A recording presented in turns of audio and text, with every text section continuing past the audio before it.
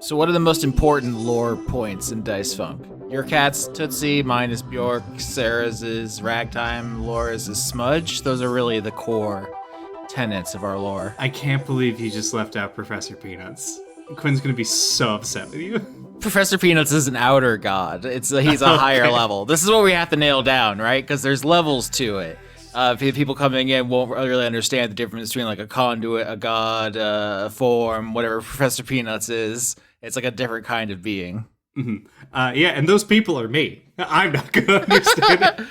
Sure. Yeah, that's the format of this episode. Is I'm going to be the question answering knowledge haver, and you're going to be the goofus to my gallant. And you're going to be like, "But Austin, what is magic?" And then I'll explain it to you.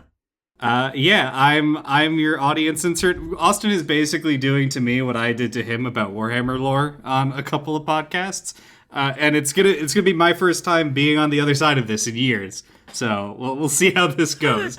I guess it's a matter of me having to ask the right questions. Because it's been years since you ever didn't know a thing. Is that what you're saying? Because your powerful brain already knows most things. Yeah, that's 100% what I mean. No, I'm more specifically like having to grill someone for information on a setting. Mostly, like Arcane's the big one right now. I played League of Legends for years. Granted, they retconned that setting like 9 times. So it's not like there's new information for me to glean from that show or research. It's more of a federation of legends now, I believe. They don't seem to be getting along at all, so it's more like a civil war of legends, I'd say. You did a great segue, though, to our other show, Spewpunk, because I think people who haven't heard those explainer episodes where you explained to me how Warhammer invented women will want to know how to get that. So this is also a good opportunity to say, if you don't subscribe to the Patreon, patreon.com/Austin Yorsky. That's just my name, Austin Yorsky. Very easy to figure out how that works. You can get, 90 podcasts as of this recording, 180 hours basically of audio content, surely much more when people find this recording in the future. And all that is available for just one single American dollar, presumably the equivalent of whatever currency you use in the future. Rocks, I assume. Shells, abalone shells.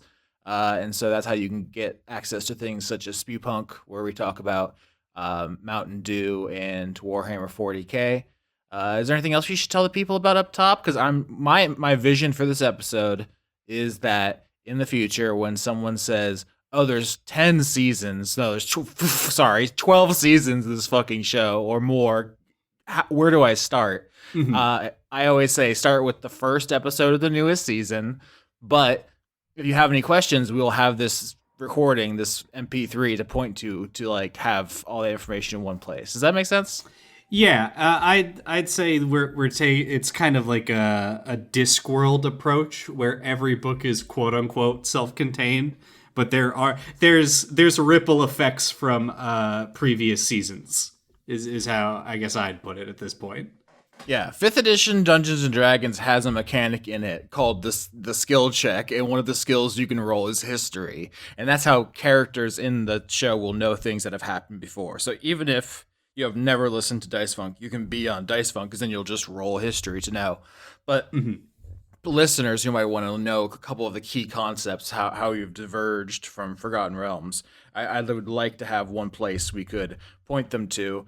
I don't know if we're doing a great job of setting it up so far, but that is the idea here. Crew Gunk is another one of the various shows I do, which usually interviews cast members about their characters.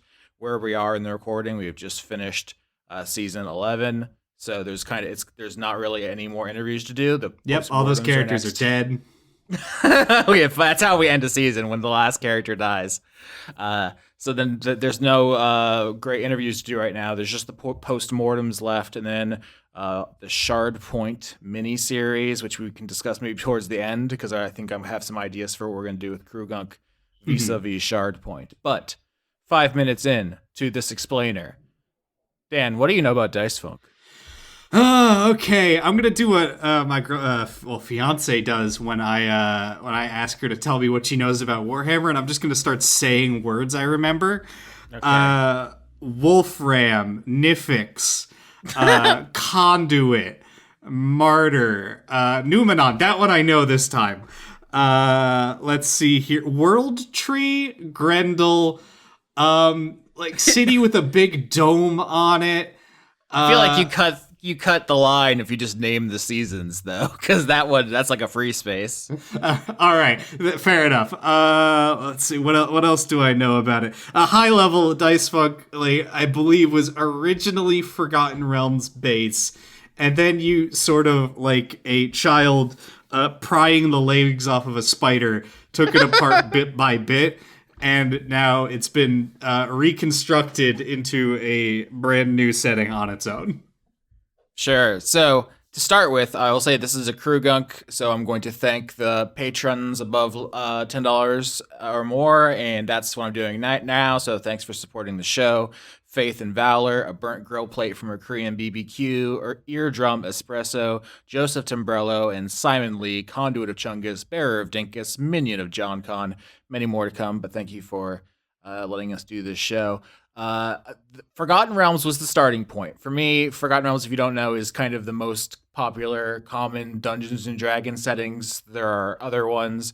Greyhawk was, I think, the first, and there's Planescape and Dark Sun and stuff. But when you think about really generic fantasy, the elves and the dwarves are racist against each other. There are big dragons and evil necromancers. That is Forgotten Realms, essentially, and that's kind of where we started. I didn't DM the first season, so in a way, I'm not trying to, dodge blame or anything, but like that was what was handed to me when I grabbed the reins. And my first order of business from episode 1 of season 2 was like, hey, here's the most common, like, evil, low-level creatures. Here's a goblin, a kobold, an orc, a drow. I just like the most minion of minions, and I was like, what if they're people? How does that make you feel, bitch? So basically, you took the reins and sent the horse to the glue factory. I really spurred it towards the direction of the glue factory, at least. Maybe the cliff overhanging the glue factory.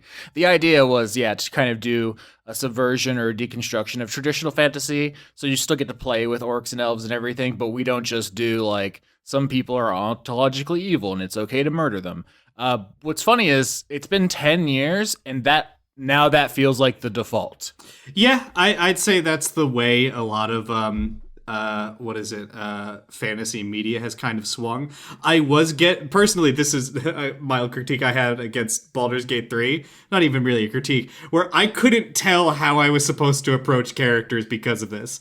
Because I was so steeped in, like, modern day fantasy telling that leans more towards what Dice Funk was doing back then now, and then being like, oh no, these goblins are little shithead monsters, maybe I should kill them. I think Laura said that on the show, is that when the Mind Flayer showed up, she was like, oh, Mind Flayers like in Dice Funk. Let's talk to them about, like, our, sports and religion and their interest in culture. And they're like, we are going to fucking kill you. You are scum and you must die. And she was like, whoa, okay, I guess this is a different kind of guy. There's I think value to the traditional fantasy that provides one experience a person could want. But I don't know. It's not that I want to wrap all the way back around to just doing 1977 Gary Gygax shit. It's just that I don't think there's just that much rhetorical power anymore in saying, what if an orc had feelings? I think everyone now has considered orc feelings. Yeah, I'd say that's fair. I know, at least from my personal experience, in like when I've DM'd things or tried to come up with settings, there does eventually come a point where it's like, sometimes I just want to give him a monster to fight. Like, I don't want to have to come up with convoluted reasons for the socioeconomic background that's causing these forces to bear. Or I don't want to necessarily throw that at the players at every single session. Sometimes a guy or a group just kind of sucks, and you have to deal with it. Like, it is what it is. Definitely. I've had encounters over the years where I'm like, okay, do I need to have the person bring out a bag of puppies and start kicking it? Or you're just not going to swing ever? Like, you failed 15 persuasion checks to try to argue that, crime isn't funny. And the Joker just doesn't agree with you. I don't know what you want me to do about that. Yeah. But yeah, so that's at least where Dice Funk starts off.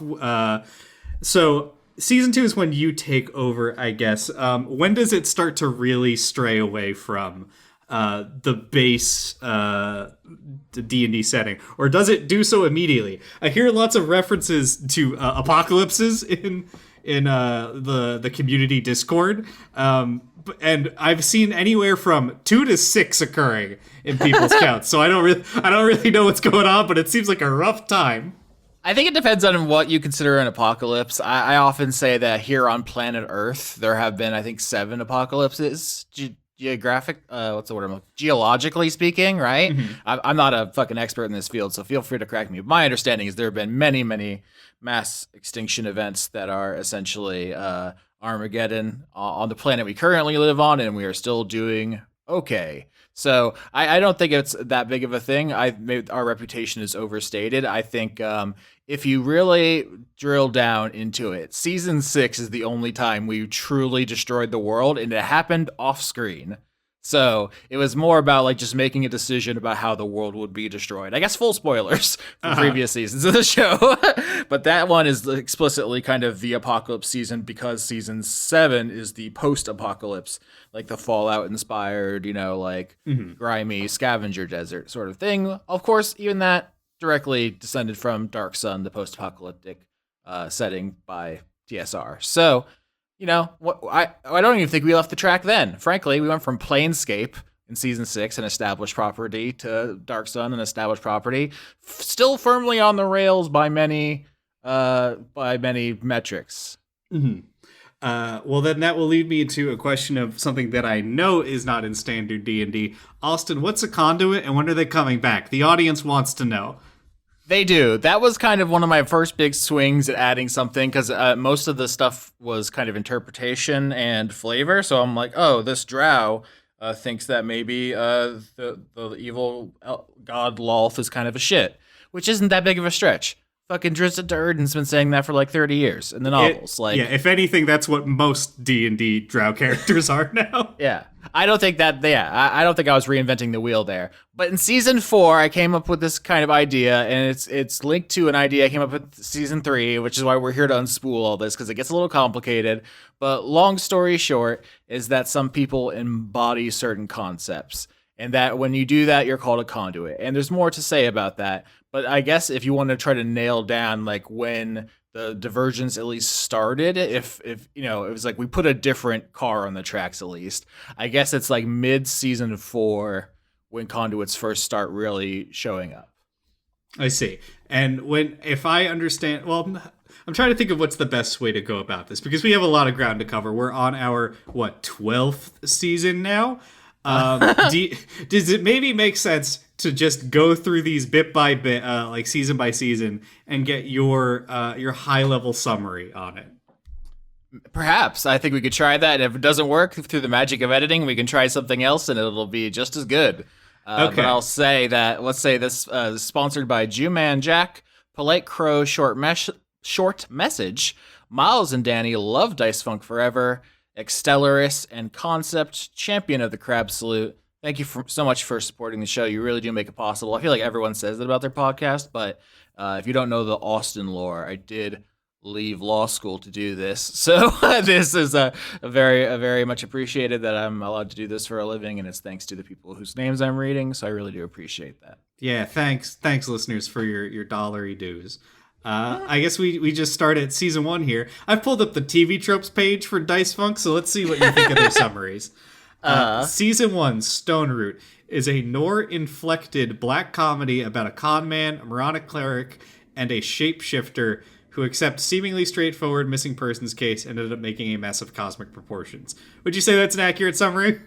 I wonder if that's the description I wrote for our YouTube channel that someone copied and pasted in there. It sounds very familiar. I will say an incredible pronunciation of the French word noir, which just means black. I don't know how we both fucked it up so badly. Isn't it noir? I think so, yes. I'm basically illiterate, so, which makes me, but I can kind of read, which is putting me better than most Americans at this point. Yeah, I've seen that study. My season 1 is Chinatown, set in the Forgotten Realms. Like, spoilers for the film Chinatown, I guess. But we do like a halfling spin on that, where we stumble into a situation of, criminal people doing bad stuff. Oh, you meant a movie. I thought you just meant Chinatown, the subsection of New York City. Nope, I meant the 70s film that was actually directed by nobody. A really weird thing where it kind of just came into existence with no It always director. existed and it never existed. Got it. Yeah, don't check about 1974's Chinatown. But yeah, that's basically it was a very like I think we started the first session and we walked into a pub or what are they called in D&D? A tavern. tavern. Yeah, we walked into a tavern and someone's like, "Oi, mister, I have a quest for you." And then we took the quest. I guess since we're doing full spoilers, I would just say there is eventually is revealed a Lovecraftian conspiracy. So like there is something going on deeper than just like running around with swords, but D&D accounts for Lovecraft pretty heavily. Like there's it's on the public domain, so they are scraping all that stuff for parts, and I feel like it's fully in bounds of what one could expect at a Dungeons and Dragons table. I have to actually, I gave it away to a friend as a going away gift because he was moving. But for a while, I owned an illegal, officially printed D&D Lovecraft book. Oh yeah, I didn't even know about that. In the original, one of the monster manuals, I think it's, what is it? Deities and Demigods. At the time, Lovecraft was not actually public domain. And they got sued by his estate and could not print that book anymore. So there was a limited amount of them before they reprinted it. And I got that out of the back of a guy's shed. Incredible. I think there's a lot to be said about the way that D&D kind of absorbs other properties. Half of it is Conan the Barbarian, half of it is Tolkien, and then Egyptian, Greek, Roman mythology, all that stuff. So there's a grand tradition of just stealing everything that isn't nailed down. Yeah, and then they are now kind of dead set on trying to keep their IP to themselves to a certain extent, which isn't in really the spirit of things, but what are you going to do? All right, Season 2, Lorelei. Is that pronounced right? Yes? No? Maybe? No. Nope, Lorelei. There you go. Is a swashbuckling adventure conceived as a cross between The Princess Bride and The Legend of Zelda Wind Waker. Features a much lighter tone than the first. I would hope. You said Lovecraft Chinatown. A more improvisational DM, as well as a cast of largely non-humans, which, as you said before, our interplanar ensemble of fresh-faced adventurers seek to uncover the reason behind the world flooding. This wasn't a detail you said. And put a stop to it if they can. You're doing climate change. You're raising the sea levels. You can tell when I took over because I was like, what if climate change marginalized people, lighter tone? The Austin influence is immediate and drastic. But yeah, I mean, the second season it's like an ecological problem. I also do the thing where I do very few human characters, which you and I have talked about on various podcasts. That sometimes it's nice to have a human to like set a baseline. To if everybody's wacky, then nobody's wacky. But yeah. I felt like it was important to be able to imagine a world without humans, just because they're not the center of the world, and like. As the show goes on, I think I could have let off the gas about that, as it were. That's something to consider going forward. But it's definitely like a full shotgun blast of Austin Yorsky right to the face in season 2. Yeah, so the most, like, I guess you could say it's the primer for what Dice Funk is in a lot of ways. I guess it is also the first season you're running it, or running the whole show like that, so it makes sense. I would like to know, you said, there's only really like one apocalypse, and then the first summary here, with you behind the helm, has the world flooding. Yeah, those sea levels are rising, but together they pass bipartisan legislation to They drink control... the ocean, got it. No, it all works out. Season 2 is not apocalyptic. I mean, full spoilers, they avert it. It's fine. Like, they win, so... It'd be real funny if they did it, and that's just the end of Dice Funk, guys. That's the last season, number 2. Yeah, why not? Waterworld. Let's do it. I mean, we just finished an oceanic season. It's absolutely on the table. One thing, if you haven't listened to the show before, is I try to roll with whatever people say. I try to always have an open mind. You know very well that I just will adapt to what you people throw at me. So if the world gets flooded, then yeah, well, we're gonna play in the water for a bit. That's just how it is. Mm-hmm. Okay, season 3. I think this is the first time I attempted to listen to Dice Funk. And at the time, I didn't know anyone besides Quinn. And I think I was going, what's this? Quinn's not talking enough. Where's my friend? She should be speaking more. Before That's the coming secret to back. podcasting is it's very personality based. I know I've listened to people I like talk about shit I simply do not care about at all. And there have been very, very smart people talking about very interesting topics that I have turned off because I was not parasocially attached to them. But yeah, I of course changed that later on, and now I listen to every drink cut that comes out. Well, not comes out. I stitch together myself. No, the drink cut, that's deep lore. That's what we refer to as the unedited episode because it has all of the people drinking their drinks that you can still hear, which obviously I edited out before I released it to the public. Yes, very important note. It's for only the true diehards, which is me and Sarah at this point. Another cast member. Season 3, Ilium, is a mystery surrounding a small town where one can enter but never leave, inspired by the likes of Twin Peaks or Hot Fuzz. And the first I'm wondering where these compare. I know I've said this into a microphone, so whoever wrote this definitely remembers. I was like, oh, it's gonna be like Wind Waker, but it's kind of Princess Bride, and it's like that. I'm trying to remember if I actually wrote that down anywhere. If I just said it, could be. It features a crew of bounty hunters called the Avant Guards. Boo. That's a Quinn original. Boo your own friend. Yeah, boo! Attempting to bring order to the hive of scum and villainy they live in while uncovering its secrets. I believe this also contains a character that exists directly because of my actions. It's quite possible. I will say, as in the spirit of this being a primer, every season the players basically pick a team name. Either they come with it right away, or they eventually, get there and through improv. So I can't take any credit or blame for Avant Guards. That's them. I just want that on the record. Yeah. So it's bottle episode is not the way to put it, but it's a limited location mystery. It sounds like. Would that be an okay summary of what's happening there? Yeah, let me zoom out here. Let's say this answer is sponsored by Lime, C.A. Little, Christman finally changing his Patreon name, Squishy Fishy, and Marine Science Guy. Thank you for supporting the show.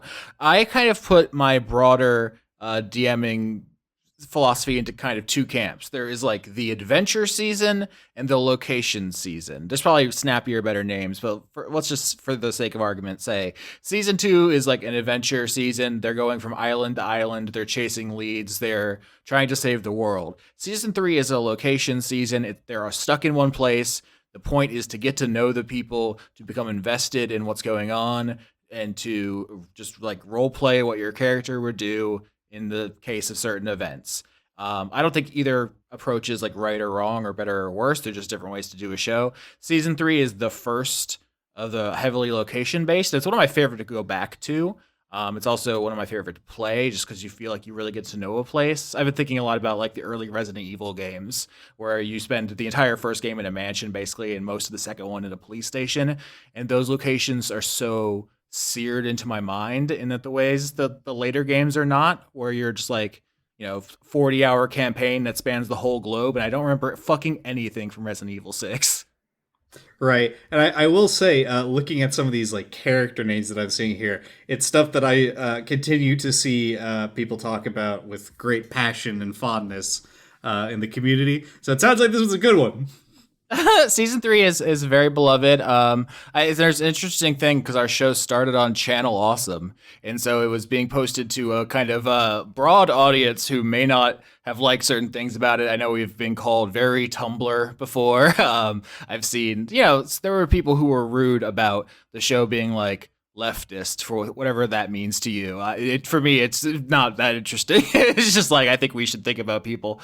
But there was some pushback at the time of season 3 is where I'm going with this. There were people who were like, that this was like, pussy shit. I don't know a way to put it. It's a lot of people talking about their feelings, but the kind of people who have stuck with Dice Funk, the kind of people who love it, usually come back to the show because of the kind of stuff that's in season 3. Which is a bunch of weirdos sitting around talking. Yeah, that describes our recording sessions quite cleanly. Yeah, it's us.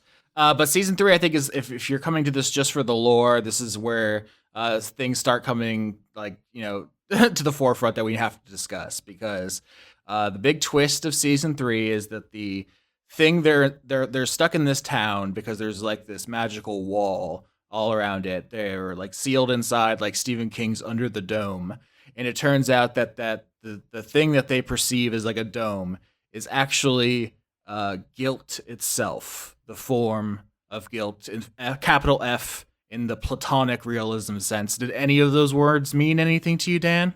I mean, it sounds like you just personified the feelings of being Catholic. Yeah, I mean that's why I hit Quinn so hard, knocked her shit clean off. But I don't know. Do they teach Platonism in schools these days? I can't say that they did. Okay, so I didn't make any of this up. This is like the first philosophy. This like predates Christianity, right? Platonic realism is the idea that there are two worlds: the physical world we all live in and perceive, and the world of forms, which is like a perfect realm of things as they truly are. And Dice Funk season 3 Ilium posits that one of those perfect things, a capital F form, could leak into our world and affect it in an interesting way. And that's what happens. And then in a couple of seasons afterward, I do like little spins and twists on that before it is decreased in prominence, just because I don't want it to get too formulaic and I don't want it to be like formulaic form. Ah, hey, there it is. Yeah. I know, again, another thing I see the community always loving to talk about is forms. They love that shit. They love their Platonic ideals. Me personally, I think Plato maybe should have been bullied a little bit more. I think they did get his ass, to be clear. To be fair, I don't think he got away with it. Not soon enough. Okay. He was making the kids think. But yeah, I think forms is like one of the vocabulary terms that if someone asks about it, I'll be like, you should listen to Crew Gunk X, where Dan and I talk about this. Yes, and then after listening to that, go watch some Philosophy 101 on Platonic ideals. Yeah, like I said, some of the stuff that we're going to talk about is like from our own mind palace, but this one's Googleable because it predates the show. But it is not usual to D&D. I'm not aware of any D&D book which posits this as a thing that the players could deal with. So that's the first big one. Half an hour into the recording. Okay, then season 14 Valentine. Urban Fantasy... What? You said 14. Season 4, sorry. Season 4 Valentine is an urban fantasy story surrounding 4 internet acquaintances scrounging to make rent. Didn't know this. It is named after the Valentine Desert it takes place in and set after a cataclysmic event which led to the development of modern to near future technology and all-powerful corporations. The story is split between a North Valentine city above and a South Valentine city underground, populated by Warforged exiles and a reptilian species. Again, seeing another cataclysmic event listed here, think you might be underselling your apocalypses. Cataclysmic events are not apocalypses. It's just not the same concept. So the event they're referring to is at the end of season 3. All of the gods of the traditional Faerun pantheon die. Which is to say, all of the Wizards of the Coast IP gets ushered out the door, just because I just wasn't interested in it anymore. Partially, also because in season 3 they kind of made the decision to. We could get into the nitty gritty, but I was as part of our process of moving away from D&D, which I think has limited storytelling juice. The cataclysmic event is the gods go away and technology takes its place, which is not the newest concept. I literally was just like, let's do a Shadowrun season. So we did. It's Shadowrun, if you're not familiar, a different tabletop game where there is both magic and technology. Yeah, like an orc's gonna shoot you with his big gun is what you can basically sum that up as. One of the most interesting things about Valentine, which I think just through a quirk of the times it was being published, may have reached our peak listenership. I also got a lot of pushback because people were sad about capitalism. But a thing about the show I didn't realize is how not mainstream cyberpunk was at the time. Obviously now there's the video game called Cyberpunk. But I very distinctly remember people being like, what do you mean the corporations can like do X and Y? And I was like, they could do that now at the time of publishing, let alone in a magic universe of like, adventure and intrigue or whatever. So that one is, of all the seasons we've done, this one is, I think, the biggest like head trip for me, is realizing how differently people like perceive the world we currently live in. Yeah, that, and I think also a lot of like D&D audience is specifically D&D audience. They're not necessarily branching out to other game systems, which, and I guess tangentially to note, does sometimes lead into people trying to reinvent other game systems in D&D, maybe stretching it a bit further than it should, but I digress. Moving on, Season 5, Markov is set in space. Hold on, we can't move on, Dan. You're so quick on the trigger. Season 4 is where Conduits first happened. So the main antagonist of that season, who was not based on Elon Musk, but in retrospect, I see why some people think that. He wasn't as evil back then as he is now, but he is an aeronautics engineer. He builds a machine to connect our world to the world of forms, as had been established last season. Well, already he successfully made something, so that's not Elon Musk. Yeah, I gave him way too much credit that he would be personally involved in any engineering.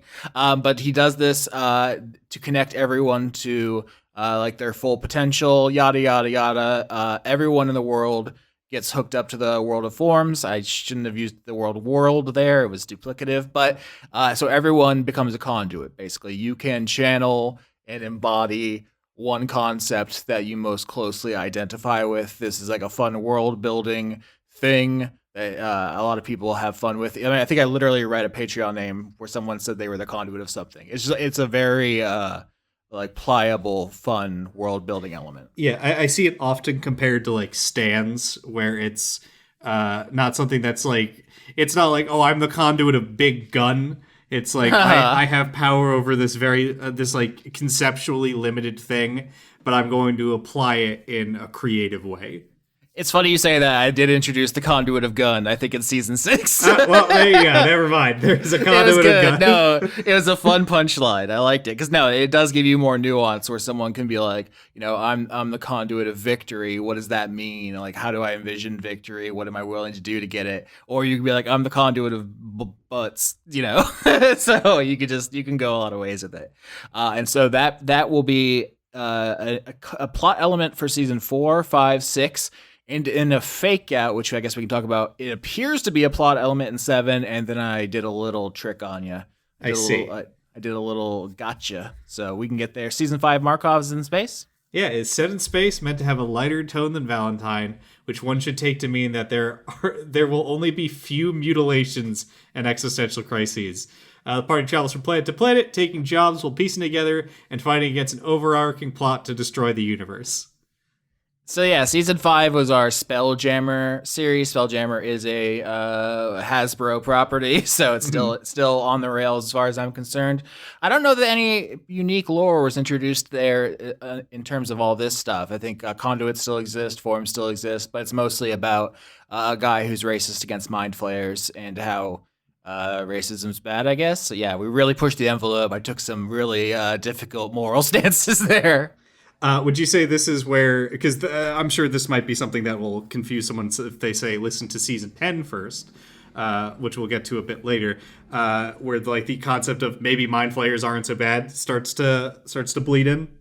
Sure, yeah, that was kind of the starting point. It was like, what's the most evil but yet sapient thing in this setting, and how can we complicate that? So yeah, I think they start off like literally the first mission they chose to go to was like an alien. There was like an illithid test lab where they were doing like cruel, fucked up experiments. So they're still culturally pretty evil, but they meet individuals who are interested in being more, and they go from there. And the ultimate antagonists are people who are unwilling to even try to coexist. Mm-hmm. Okay, and I believe this is also where you maybe start the promise of every 5 seasons is space. Yeah, I don't know how that happened. It wasn't on purpose necessarily. I think we were just going up through each of the campaign settings for D&D. So I was just like, let's do Spelljammer, then let's do Planescape, then let's do Dark Sun and everything. So it's Spelljammer just happened to be one of them.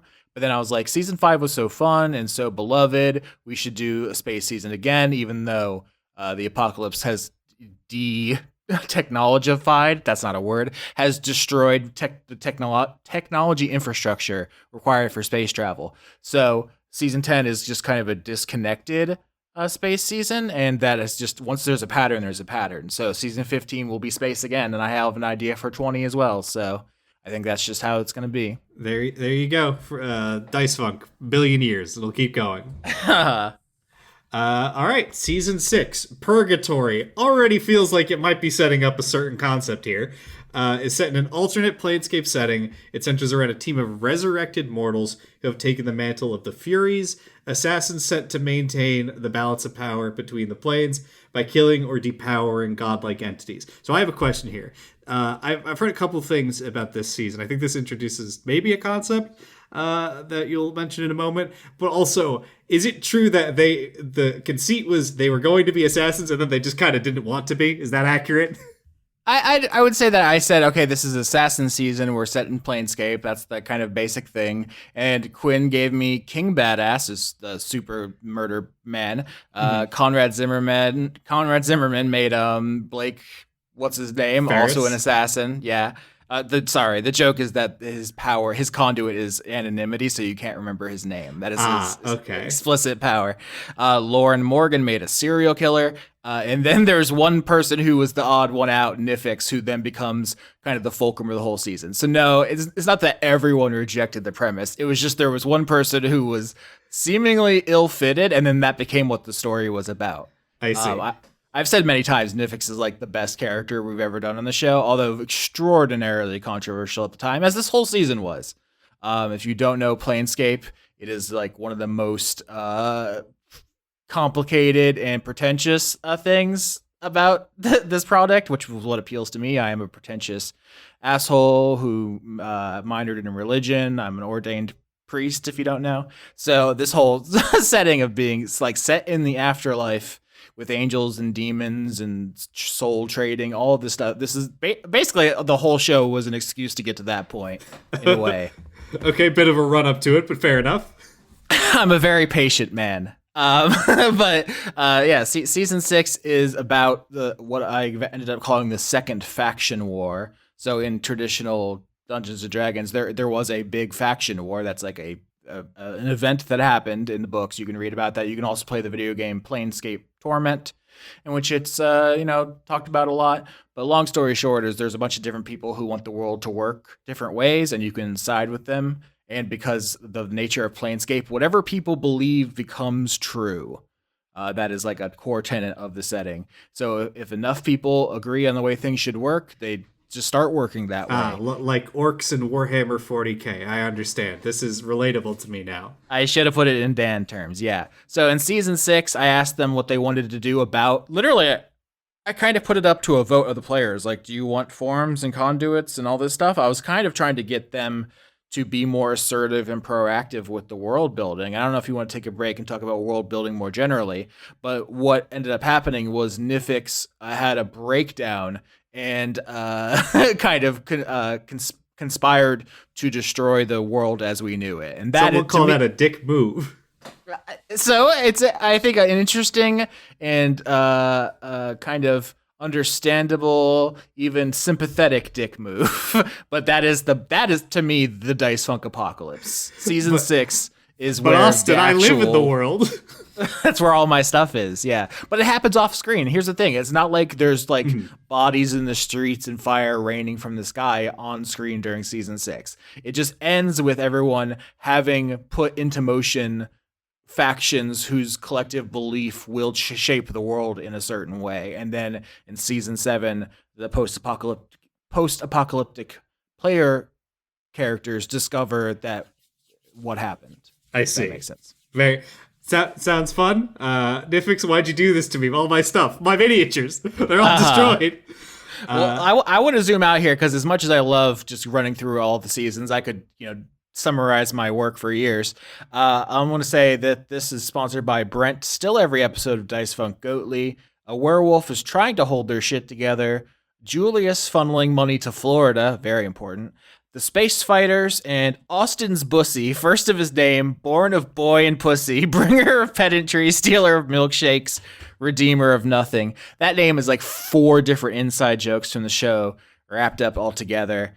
I don't. I would take a whole other podcast to unravel it, but thank you for supporting the show. I think it sounds pretty clear to me. It's about your butthole. It really is super about my butthole. Dan, you're also a world builder. Part of why I asked you to do this, in addition to Quinn being very busy, was because you are doing world building for season 13 of the show. You're building half of it. I don't know if you want to get into too many specifics, but I'm curious. Let me pose a very sweeping question to you. What is the point of world building? I'd say the point of world building at its core is to justify something fun that you can do with a setting. Yeah, that makes a lot of sense to me. I've said into a microphone many times, fuck lore, I hate lore, all my homies hate lore, we're going to kill lore with hammers. But at the end of the day, if you have anything that could be described as lore, what you're really saying is the difference between the world we all live in and agree on, Earth 2024, and the world when you can do something that isn't possible on Earth 2024. So if you want magic to exist, you need lore to explain that. Lore being here a word I deliberately misinterpret to be an asshole. But I don't think lore is good, but I don't think it's bad. It's like a tool. Is that what we can agree on that so far? I would say yes, it's a tool, but I would diverge with the idea of saying it isn't good or bad, because I'm not sure that's really the purpose of it. I think there's like 2 kinds of things you could consider lore. There is like mechanical narrative lore, and that's like, I'm seeding like potential plot threads that if you're reading through, let's say, a campaign setting book, you go, oh, this sounds cool, I want to pick up and go off of this idea, right? If I just like use an example from Warhammer, there's like 30 theories on what happened to Rogel Dorn, who may or may not be dead. And that's like something you're going, oh, I'm interested in that. Maybe I want to, in one of the campaigns, run a series of stories revolving around that. And then there is, for specifically, there's a big crossover, I think, between fantasy fans and history fans. And there are people that just want to go, oh, I want to know, like, how does this setting get to this point? I want all the little trivia, which also can then be used as like hooks, but aren't necessarily like important for that. It's just reading about a culture that doesn't exist, which can be gratifying for some people. I think it's a very generous way of looking at it. I think the idea that like people are trying to look to some historical materialist past and then do like a parallel to it. For as far as I can tell, there are like whole Reddits and like communities dedicated to like world building and lore and like creating it for your own fiction. And I have a minimalist approach, although the fact that we had to record this episode, or that we could record this episode, maybe speaks to my hypocrisy and that I have accreted a lot of details over the years. But for me, the point of world building isn't necessarily to have like this unique history, because you can make anything up at any time. Like you could have like, this economy and this economy had these material conditions, so this conflict resulted or whatever. But I could also say, and then there was a magic crystal that fixed it. There doesn't have. I would say that's bad lore personally, but I get your point. Sure. I mean, my problem, I guess, is that so much lore, the kind of stuff I'm always being a dick about, is just bad. A lot of fantasy writing, and I'm generalizing here, has a big magic crystal problem, which is like, why would I learn about any of these cultures or any of these ideas, any of these concepts, if a big magic crystal could show up and fix it at any time? You know what I'm saying? And that is, I play a lot of video games. I was a video game reviewer for nearly a decade, and like, that is how 90% of the stories turn out, is like someone's possessed by an evil spirit, or someone has the magic staff or something, and then none of that other shit ever mattered. Yeah, I think you consider lore to be like a toolkit. If I can take an example, Pathfinder. Pathfinder is a spin-off of D&D 3.5 when it went into 4E. People didn't really care for it, so people took the OGL license and went off in its own way. Pathfinder does have what I would consider to be a lore issue that exists solely because it has been written for too long, and I'd call it bad guy pile up. Because of the nature of like what people are playing in D&D games, it's you're generally being the heroes fighting the monsters, right? So over time, they have written so many evil like factions, and referencing Planescape, like there's demons, devils, divas, D-I-V-A,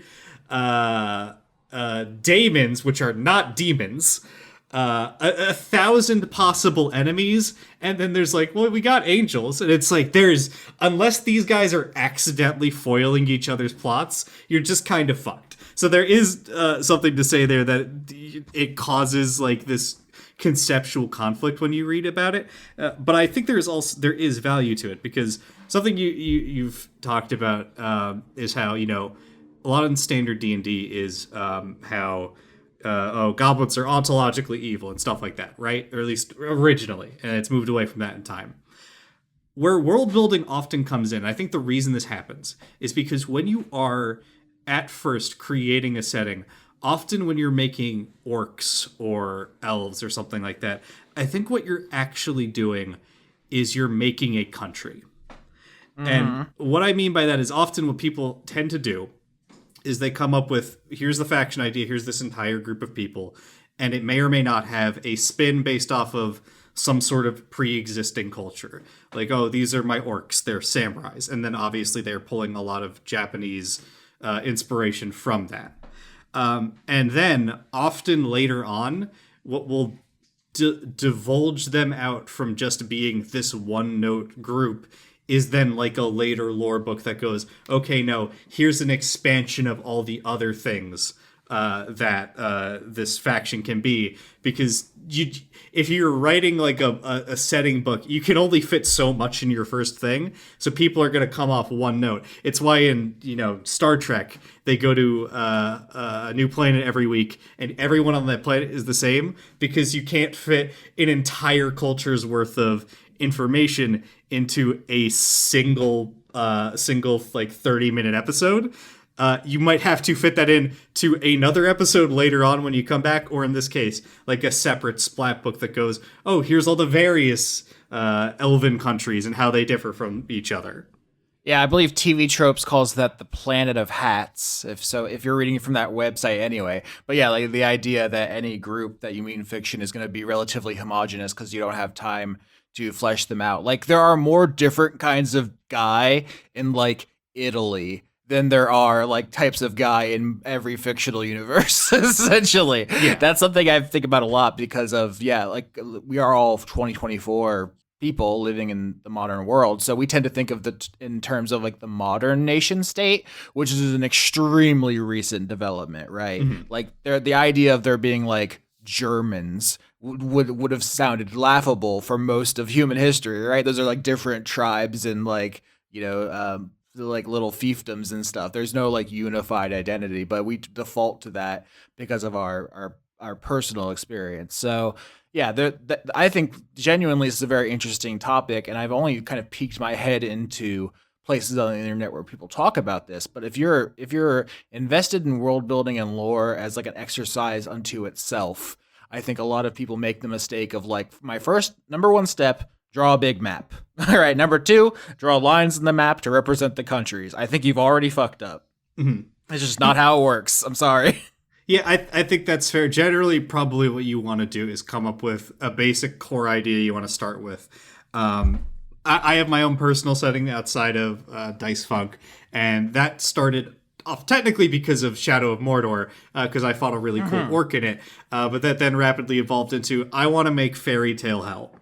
And then I go, okay, what is next to fairy tale hell? What would be interesting? Well, probably the opposite of fairy tale hell, so something a bit lighter and brighter. Okay, fine. What is above fairy tale hell? Fucked up Viking land. What's in fucked up Viking land? Okay, it's gonna have all this stuff. What's across the ocean? Egyptian lizard people. Okay, what are they doing over there? Oh, they worship a sleeping dinosaur god that lives beneath their city? Okay, that's fun. That's a hook. What's next to them? And then you branch out from there and there and there, and then you go back and you interconnect. Okay, how do these two feel about each other? Well, I know that the lizard people literally see their god sleeping below their cities, so they know that they're real and they're very religious and imperious about their religion because of that. Oh, well, this other faction, they're basically living in hell. They feel abandoned by gods. They're not very big fans of them, so there's tension and conflict there. And you go on and you go on and you'll go on and you add more little sticks to your Jenga tower. I'd hope it doesn't come crashing down because somebody goes, well, actually, the tax policy wouldn't work. I mean, that's why I stopped your summary or your kind of look back at the previous seasons, because I wanted to highlight the specific moment where we destroyed Faerun or Toril or Earth with an O, from Black Hawk. Sorry, there's like a ton of words for like the place that Dungeons and Dragons takes place. We destroyed all that, and it was like, okay, blank canvas. We can do whatever we want here. And I looked deep inside myself and said, what's the point of world building? What's the point of lore? Why are we doing any of this? And at the end of the day, I was doing it so my friends could have fun and hang out together. And so that is why I went down the path of really doing a player-driven world building, where I said, what faction do you want to side with? What does the new world look like? Literally on like the plot of season 9 is player characters design to me a biome for the next season. Yes. So that's why I went there. I think that most stories don't need that much of their own world building. Like, would it matter if the tennis movie Challengers was set in the Forgotten Realms? I think you could still have all the elements of that plot necessary. It actually doesn't matter that people can cast fireballs, because what matters is your homies and how much you love and want to kiss them. Does that make any sense? Yeah, but would it be like better if the two people kissing were orcs? Have you considered that? Sure, but that's why I think that's the whole purpose of like fantasy fiction, of speculative fiction, is if you want to do something that isn't possible, like magic or orcs, then you can create a world where that's possible. But then why are you creating the history of the Shadow War with the Mer people? What does that serve? Why are you making me remember that?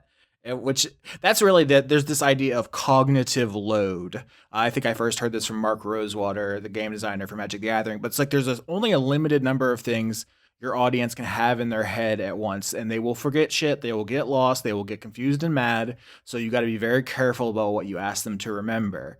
And the better your writing is, the higher the cognitive load. That's why people can remember like a bunch of the major houses from Game of Thrones, because for a while there it was very well done.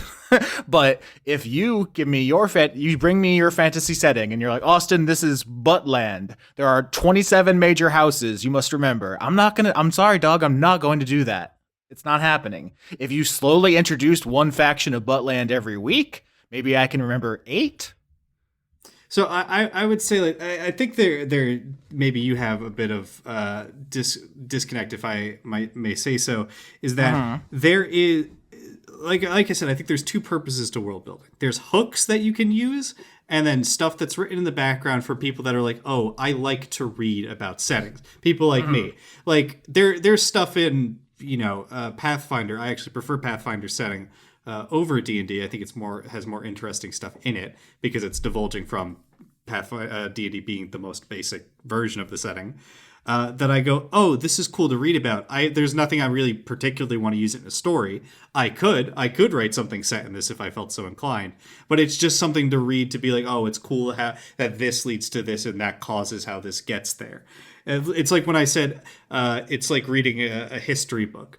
I wasn't trying to compare it to literal real world history, but it's that same sort of itch where it's like, okay, I've read about, French history enough. I've lost interest in it.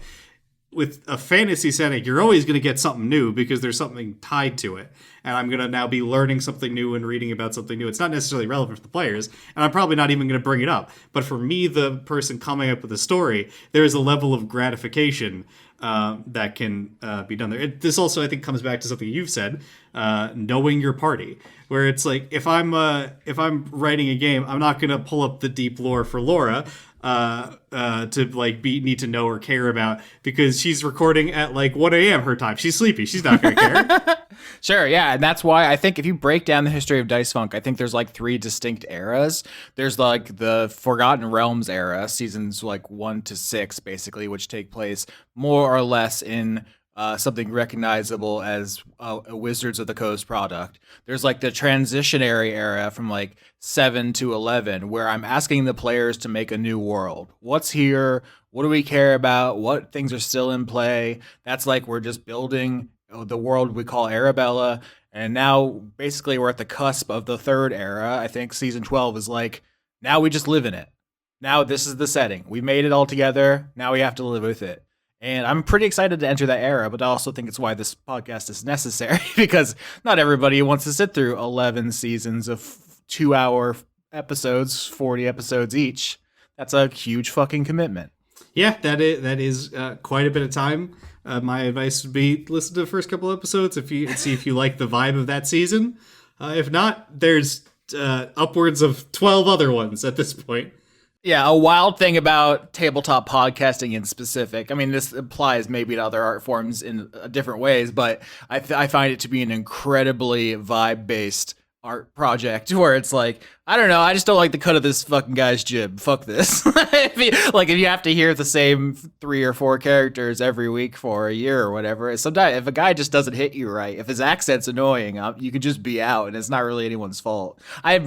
One of the most common criticisms I got of season 5 was people saying, I don't like space.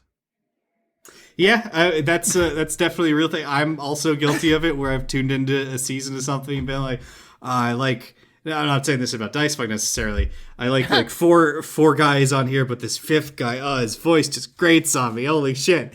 And I just can't listen to it. Or I wait for potentially that person to get canceled and replaced with somebody else. Stuff happens. But yeah, I mean, it is what it is. I'm well aware that I'm probably having that exact effect on some Dice Funk fans right now. It's just a thing that occurs. You're universally beloved, but I just wanted to take that stop to say about world building in general. I've thought maybe we should just do seasons set in our world. Like, what if I get in a Ford Focus and go to the vape shop? You know, we can just do that and not have to worry about lore. And maybe we'll someday. Maybe it'll be one shots or mini campaigns or whatever.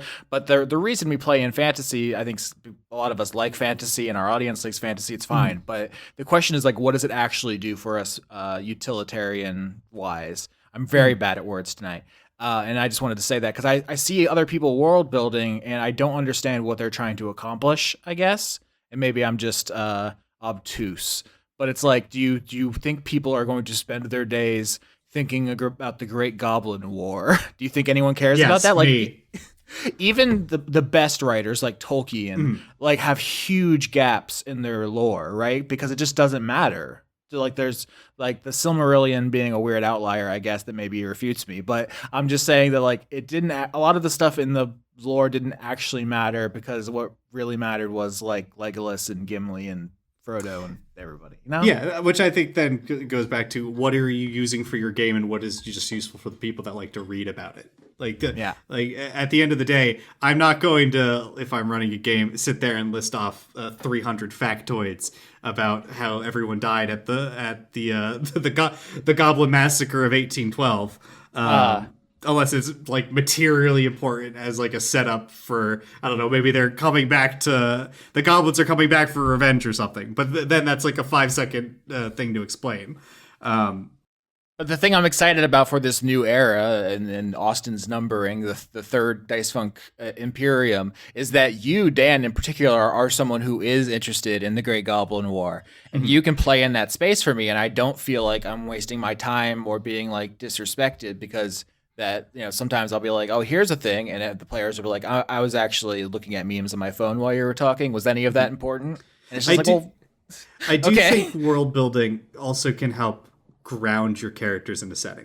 or like referring back to events like that, especially if you like tie your character into something, because it could happen, like especially in like a comedy thing where your characters feel a little bit disconnected from the story.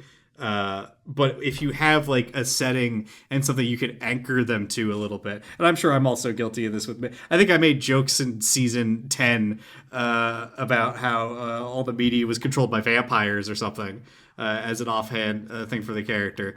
But then I'm like going back to, okay, here's how my character exactly feels about mind flayers. Because of all of these things that mind flayers have done in the past. And it makes your character feel like they're part of the world and not just like a dude from 2024 there just talking. That was almost the perfect segue because I wanted to talk about that in relation to season 8. I know we have to skip season 7 for a second in our recap, but let me just say about season 8 is that I said, okay, this is a season that takes place on an isolated mountain full of goblins. I think I even called our Discord chat like Goblin season. Goblin time, y'all. Get ready for goblins. And only Quinn turned in a goblin character. Literally, of the 4 players, I got 1 goblin back, which was fine. I rolled with it. But I would say that's something that I think greatly enhances the best campaigns, not just on our show, anywhere, is being invested in the setting, having your character have a connection to it. I think everyone starts off role playing where they're like, I am Darkblade Ravenheart, and my family was killed, and I have no loyalty to anyone, and I don't care about anyone but myself. And it's like, okay, I get it. But eventually, you should make a character who cares about something. You should be invested, and that's season 12, which is coming up next as of this recording, is so extremely about that. You all are siblings, you're related, you're part of a community. Everything we're going to be doing is about the place where you are and the people you know. And it doesn't mean it's not funny. Fucking hell, the episodes we've recorded are so fucking funny. But you actually feel like the characters care about what they're doing, which is not always the case in other shows, other campaigns. Right. So do we want to talk about season 7 real quick? Yeah, let's say sponsored by Eric Ogren. Completely missed the Patreon tier update. Nicole had an accident and stranger is dragging her body away. Oh, fun. That stuff happens. Don't worry about it. You don't need it anymore. Chase Sterling, Tara is giving money to say hi to all the cats, and Egon. So season 7, blew it up. Season 7, Wormwood, is set in an alternate Dark Sun setting, and its apocalyptic nature is the eventual result of what happened during season 6. Not as expansive of a summary in this one as compared to the other ones. Yeah, I wonder if the other ones were copied and pasted from our YouTube descriptions that I wrote, and this is where they started writing their own or something. I don't actually remember the order of events. Yeah. So, what would you say is the defining traits of season 7?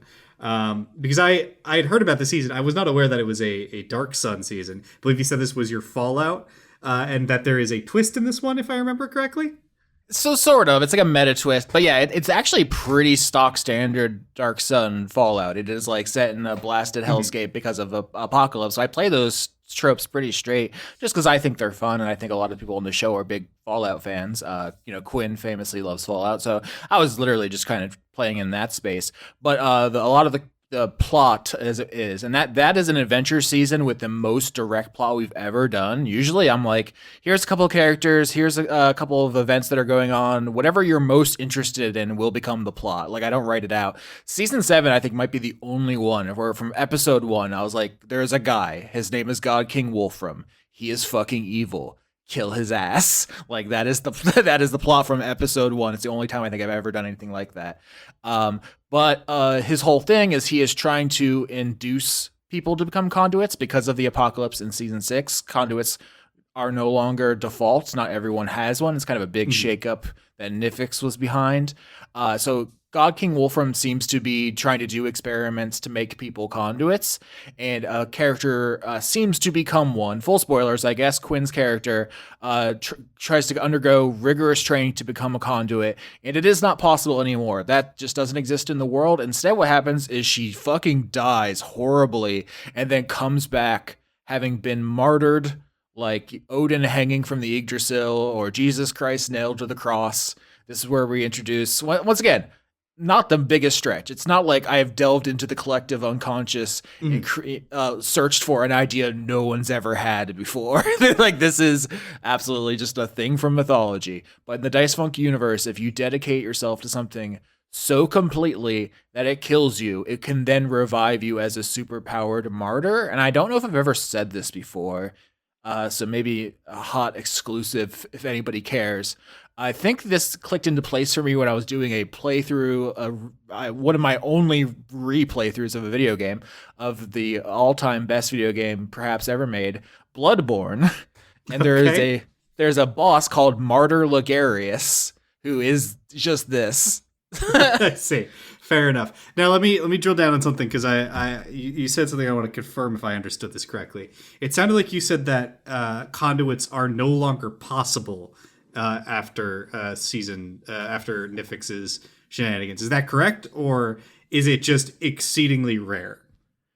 So the thing about this whole setting, this whole project we're doing, is that I want everything to be on the table. If someone wants to put events into motion where conduits can happen, I will just say my current understanding of as of this moment is that it is no longer possible to become a conduit in the traditional sense, which means that you have been connected by Aaron's machine from season 4 to the world of forms. Got it. That is not possible. Okay, so this is basically the Warhammer. It's not possible until they need to sell another Space Marine. If literally, not joking, if someone says, like, I have a great season 46 character idea, but we need to bring back conduits, I'll be like, listen, build a machine, summon a thing, do a ritual, whatever. Like, you tell me, like, game it out. Okay, there we go. Because I just needed to understand. My understanding until you said this confirmation was that it was still theoretically maybe possible as it is in the setting. Maybe that's not the case. Moving on. Season 8. I will say this: there is a little bit of a difference though, because in universe, I think people can believe it's still possible. In fact, I don't remember how explicit this detail was. To me, it was very clear. But in universe, if you know that you can martyr yourself to become greater than you were, it no longer works. It can't be intentional. Does that make sense? Yes, I think I get it, yeah. You can only get the power if you're not seeking it. So I think there are people in the Dice Funk universe currently, or in Arabella, as the world is known, who are out there trying to become conduits or martyrs, who think there's like a ritual or a process or something they can do to affect they're head of Vecna-ing themselves. And they're wrong, is my current understanding. Yeah. Okay. That makes perfect sense to me. Season 8, Grendel, Goblin Season, is about the watchman of a friendly village at the foot of the tallest mountain, frequented by travelers attempting to reach the portal at its peak. What's the portal go to, Austin? It goes to Arabella. This is quite literally a linking season between the old world and the new, between the first and third phase. It's like such a literal metaphor for what I'm doing here. Is like people are going from Forgotten Realms to Arabella, from Hasbro to Austin, and they have to pass through this narrow corridor to do it. I thought that was a fun idea, and I loved a lot of things about Grendel. It's always going to be overshadowed by a shocking act of violence. I guess we're full spoilers. Two beloved characters are murdered very violently and suddenly. You love to see it. By an extremely despicable sheep who has become super powerful. You love to see it? You love to see it. I thought it was a great twist, and it totally makes sense with what we were doing there, which was about basically the policing and how giving police the monopoly on state violence is not a great idea. I think it all works perfectly, but I realized some people didn't enjoy it, and that's fine. But Grendel is, to me, both very, very touching, very funny. I said both, and I had more than two ideas. But it is also just such a perfect bridge, literally and figuratively, lore-wise. I don't know that we introduce any, like, capital V vocabulary you need to be aware of, although I think it is where we really hammer home something that's going to be important, which is that time travel magic exists, but there are time cops, and they are not fucking around. They are called inevitables. I didn't make them up, but they show up in this season, and it's going to be very important in season 10. So you'd say that this is kind of like the sunsetting of the old world so to speak. Yeah, I honestly didn't intend for that, and I don't know if the players were trying to do that. But I think in retrospect, it is kind of like this is their last chance to do anything down here before we leave. Okay, until season 98, where we go back down and see what wonders have reconstituted the world. Why not? Okay, that is the end of what is listed in TV tropes. So now I have to try to summarize season 9. Oh, that's so funny, and I know exactly why that is. It's because of Nobi's fucking murder spree. Whoever was writing those descriptions got upset and stopped. Yeah. Let me think. How would I describe season 9, having only listened to it from my point of being in the show onwards? Well, let me say, next up we have Mickelwain, Spirit of Gender, Shrug, they greater than she greater than he, 666, Neopets 666, I upped my donation, so Austin can have a family and you should too, Dustin, Dark Water, and a gambling pig has no regrets, except most of his 20s. Arabella, the season, and I think there's a episode of this where I acknowledge this, I think might be the season I'm least happy with.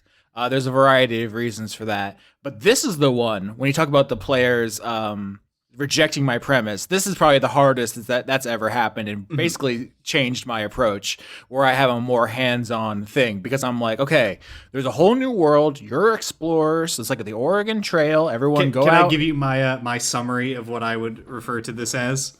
Absolutely. Okay, season 9, Arabella.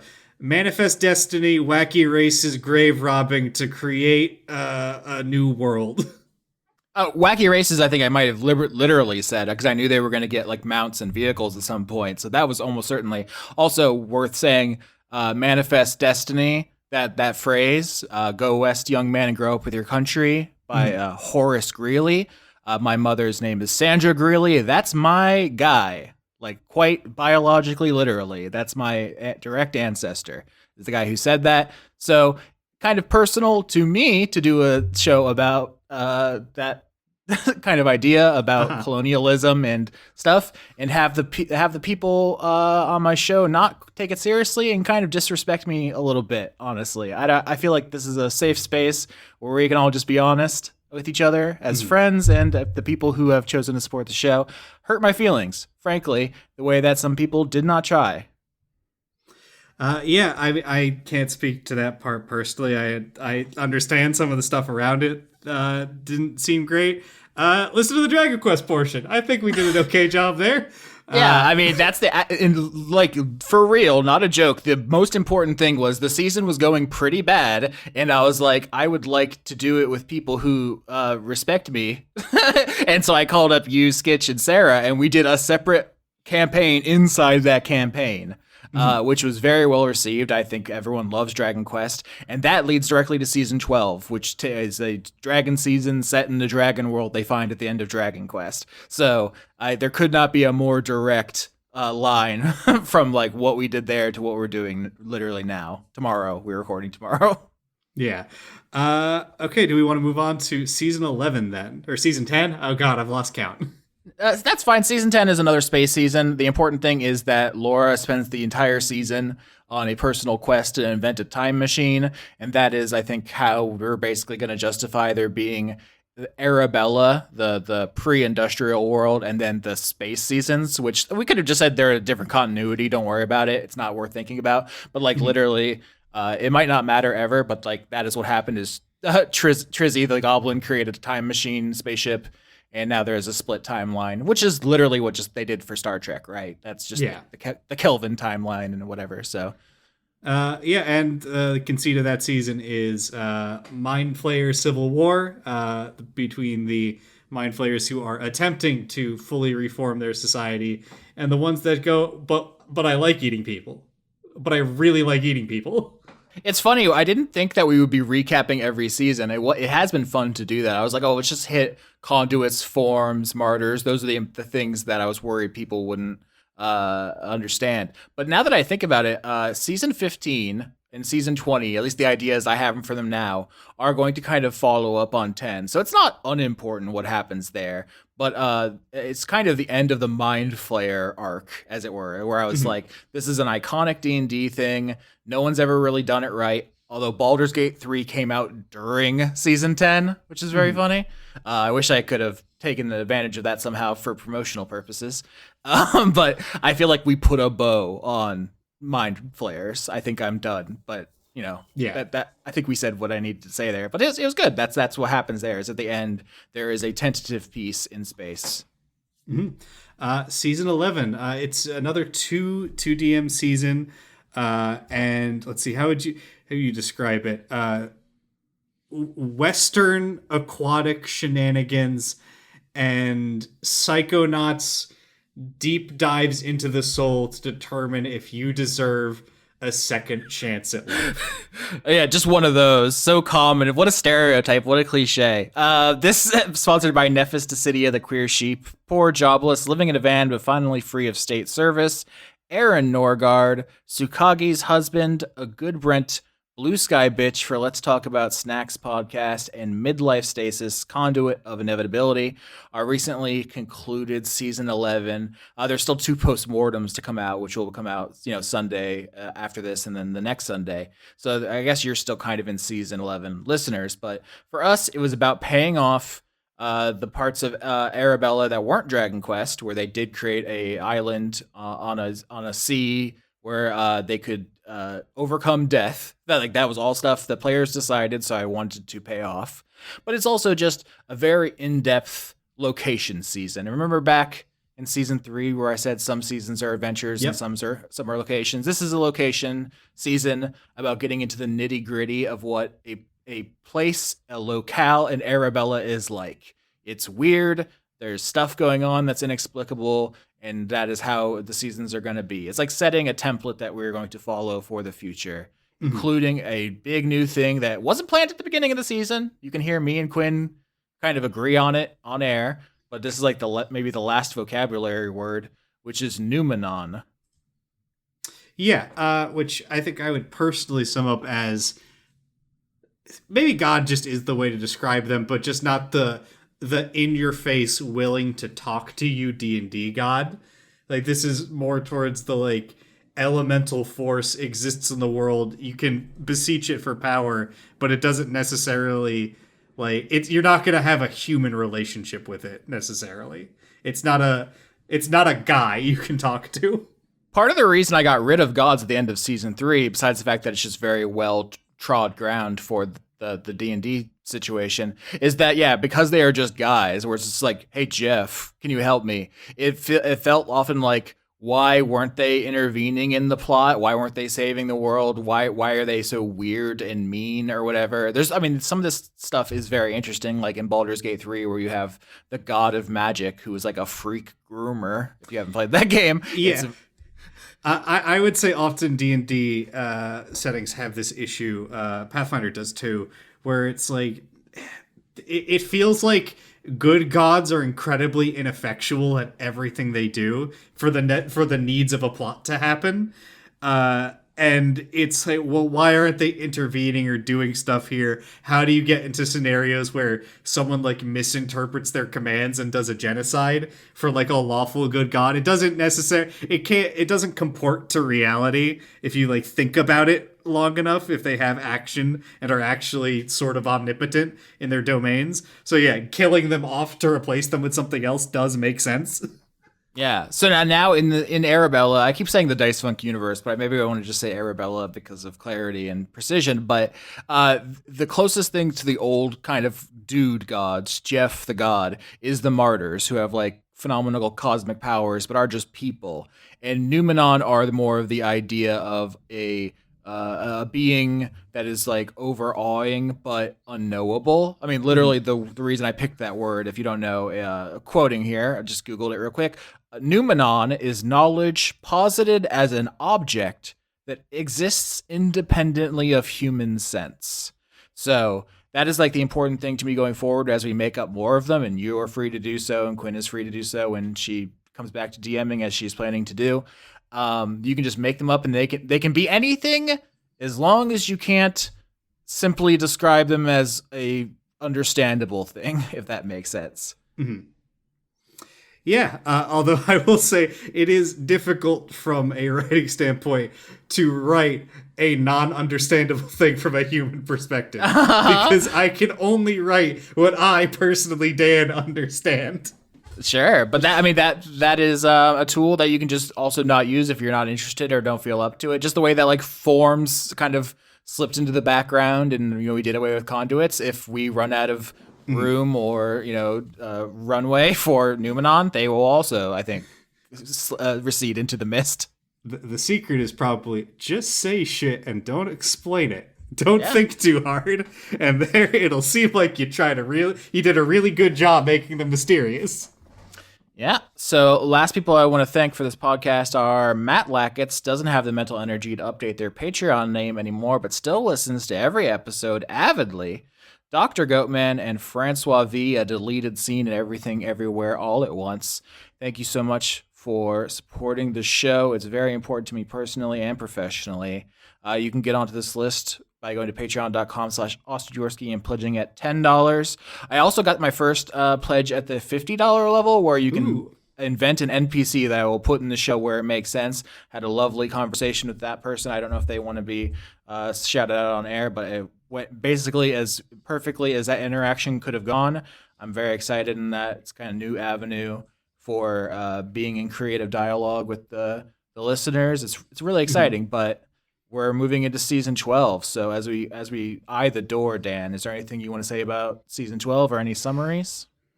Season 12. What is there to say about this? Again, as you referenced, it's really a season about family deep down. In terms of lore, though, there are a couple of lore points, which is interesting. I don't think I've ever written out 11 paragraphs to put in a Discord before, but I trust you, Laura, and Quinn to read them. We got writers. Literally everyone in the season is like capital W, a writer. So there's a little bit more here. It probably does help that I get me interested in that. I wrote the original blurb for the dragon biome, so it'd be kind of weird for me to be like, no, I don't fucking care. Get out of here with your dragons and your Gladys Accords, which you'll learn more about in the first episode. Yeah, I mean this is actually one of the things I wanted to get on tape here is that season 12 takes place in the Cookie Mountains. That's the name of the season, Cookie. Named after the Cookie Monster out of character. This is Quinn and I were discussing dragon stuff, and she said there should be a Cookie Monster dragon. And so I kind of riffed on that and was like, what if a dragon hoarded sweets and desserts, and they had a whole mountain full of cookies, and that's how it got its name, which is how that happened. But we're playing with the original Forgotten Realms lore, where there was Tiamat and Bahamut, the evil and good dragon god. They died in season 3, but their influence lives on in the cultures of dragons who have come to this mountain range to live.